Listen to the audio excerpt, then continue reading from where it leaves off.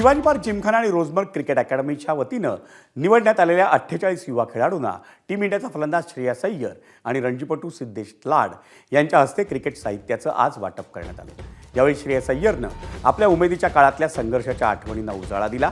प्रवीण अमरेंमुळे आपल्याला एसपीजीच्या म्हणजे Shivaji park जिमखान्याच्या cricket अकॅडमीत प्रवेश मिळाला होता आणि त्यानंतर पुढे आपल्याला देशाचं प्रतिनिधित्व करण्याची संधी मिळाल्याचं श्रेयसनं अगदी आवर्जून सांगितलं। तर सिद्धेश लाडनंही प्रवीण अमरेंच्या मार्गदर्शनाखाली या अकॅडमीत आपण क्रिकेटचे धडे गिरवल्याची आठवण सांगितली।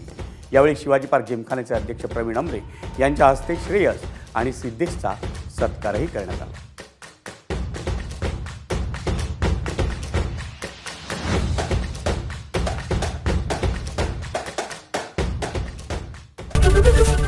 एबीपी माझा, उघडा डोळे बघा नीट।